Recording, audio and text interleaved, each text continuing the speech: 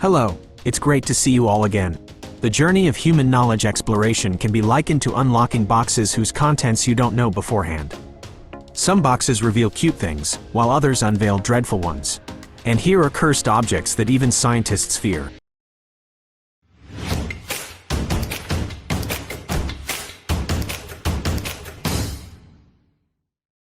The Demon Core. It was August 13, 1945, a sphere of fissile material ready to unleash its destructive potential on a Japan still reeling from the two bloodiest assaults of World War II. A week prior, Little Boy had detonated over Hiroshima, followed swiftly by Fat Man over Nagasaki.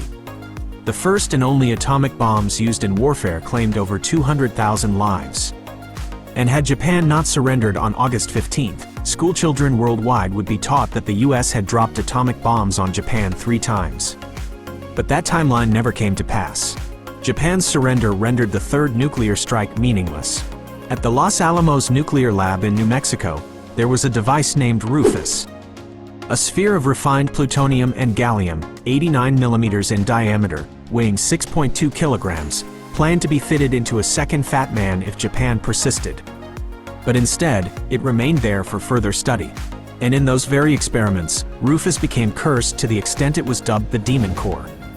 The Demon Core was the heart of a nuclear bomb with an anticipated destruction power equivalent to 21 kilotons.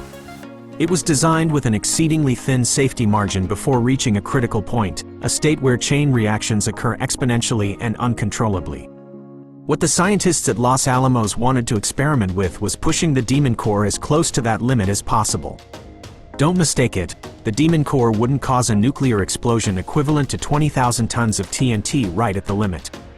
To detonate like Fat Man, the Demon Core needed to be compressed under tremendous pressure from the simultaneous detonation of hundreds of pounds of conventional explosives surrounding it. Of course, scientists couldn't play with the Demon Core like this, as it would flatten Los Alamos if someone slipped up. Another approach to approach this limit was by arranging neutron reflectors around the core. Neutrons escaping from fission reactions would be bounced back into the core, continuing fission. Reflective neutron material would be added around the core and stopped just short of nearing the limit. This way, even when the Demon Core reached its limit, the rate of fission would still be too low to cause an explosion.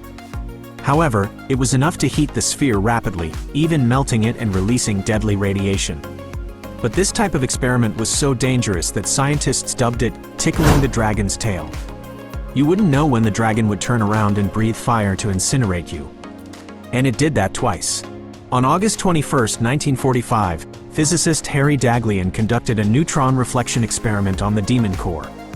The core lump was placed on a stack of tungsten carbide bricks capable of neutron reflection, and adding each brick would bring the Demon Core closer to the limit. Unfortunately, while attempting to add another brick, Daghlian accidentally dropped it into the core, instantly triggering a supercritical state. He quickly removed the brick from the core but received a massive dose of radiation and died 25 days later. On May 21, 1946, another experiment was conducted. This time, a scientist positioned 2 hemispheres of beryllium, a neutron reflector, around the core and manually lowered a half sphere on top through a small hole in the top. As the upper half sphere was lowered, a counter would measure the core's reaction and signal by flashing. In the standard procedure, a shim had to be placed between the 2 half spheres to maintain a gap and prevent the Demon Core from being fully enclosed by neutron reflecting material. However, Louis Slotin didn't adhere to that procedure. He performed this experiment dozens of times, and each time, the shim was replaced with the flathead screwdriver blade he held in his other hand. It was walking the tightrope without a safety net, without a balance pole. You slip, and there's no next time. Enrico Fermi warned Slotin and others that they would die within a year if they continued playing with fire. And this time, the last time before Slotin left Los Alamos, wasn't an exception. His confidence and bravery were still there, but luck had run out. Slotin's screwdriver blade slipped a few millimeters while he lowered the upper half sphere, causing the 2 beryllium hemispheres to collapse onto the Demon Core in an instant. Immediately, a blue flash appeared in broad daylight, and Slotin felt a wave of heat on his skin. The core had reached a supercritical state, releasing a burst of neutron and gamma radiation within half a second. Like lightning, Slotin jerked his wrist to drop the upper half sphere to the ground. With no abundant source of neutrons, the chain reaction ceased, and the heat stopped emanating from the core. Slotin quickly rectified his mistake, but it was yet another fatal mistake that couldn't be rectified. The only consolation perhaps was Slotin's position, which shielded most of the radiation for others, albeit he absorbed a lethal dose, around 1,000 neutron rads and 114 gamma rads in less than a second. To put it into perspective, the radiation dose Slotin received was equivalent to getting chest X-rays 1.1 million times per second or accumulating natural radiation for 30,500 years. As a consequence of Slotin's and 7 others' exposure, all were exposed to neutron and gamma radiation. Slotin, receiving the only lethal dose, even larger than Daglian's, was around 310 rads. 9 days after the fateful slip of the hand, Louis Slotin departed forever. Since then, scientists were never allowed to push the limit manually. The Demon Core was cursed and never used in any bombs. It was melted down in the summer of 1946 for other purposes. Elephant's foot. What you're seeing is not a departing soul from a body, nor is it a ghost standing next to a giant mushroom. In reality, it's quite challenging to determine what's happening in this eerie colored photograph without knowing its specific context. In fact, you're looking at one of the most dangerous objects ever to appear on Earth, known as the elephant's foot. A solidified mass of corium, about 3 meters wide and weighing roughly 2.2 tons, its surface cracked and wrinkled resembling an elephant's foot. Corium is a molten lava-like substance, formed in the Chernobyl nuclear disaster in April 1986 and discovered in December of that year. It's an almost homogeneous mixture of nuclear fuel, control rods made of graphite, and melted steel-reinforced concrete. The elephant's foot is just a small part of a gigantic mass lying beneath reactor number 4. At the time of its formation, this corium mass was so hot that it melted through at least 2 meters of steel-reinforced concrete. Fortunately, it didn't continue downward, contaminating the groundwater below. Lucky, because the toxicity level of the elephant's foot is extremely horrifying.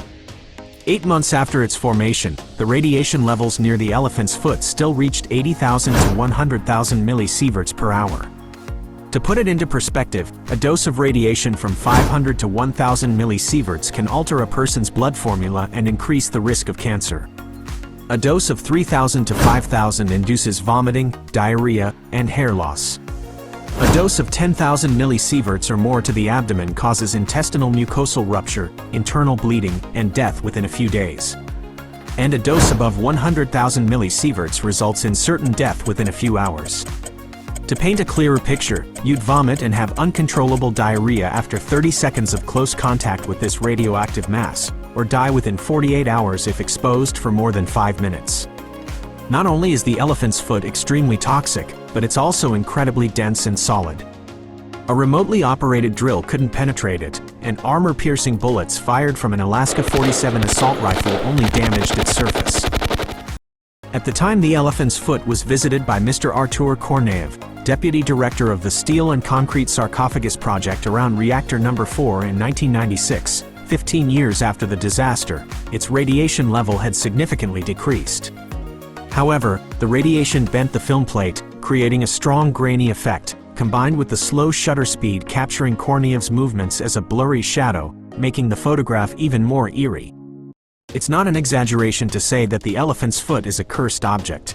Anyone who touched it or stayed close to it, at least in the first few years, did not meet a good fate. The good news is that the curse has been lifted. The natural decay of the radioactive components has caused the surface of the elephant's foot to begin to crumble and crack since June 1998, and now it has almost turned into a pile of dust. The Iceman Otzi. In a remote area of the Ötztal Alps mountain range, in northern Italy, about 5,300 years ago, a 45-year-old man standing approximately 1.65 meters tall was shot in the back with an arrow. The arrow pierced his main artery, and the ancient man may have bled to death within minutes. His body was remarkably preserved in ice, becoming one of the oldest mummified corpses ever found. However, it seems he didn't want to be found, and anyone who attempted to disclose his existence to the world would meet a grim fate.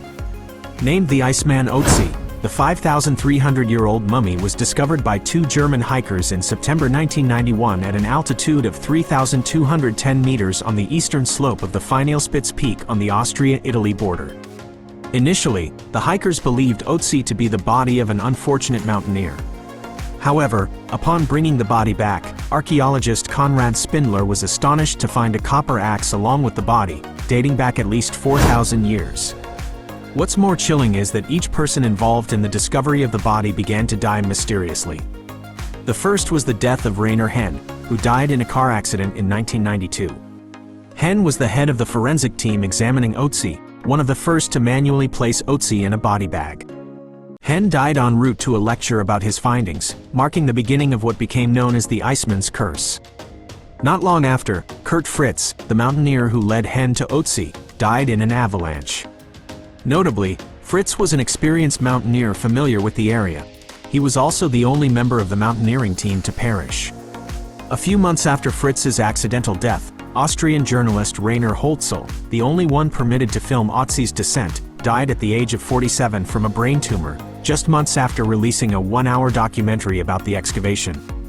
However, perhaps the most chilling death related to the Iceman's Curse was that of Helmut Simon, one of the two hikers who found Otzi in 1991.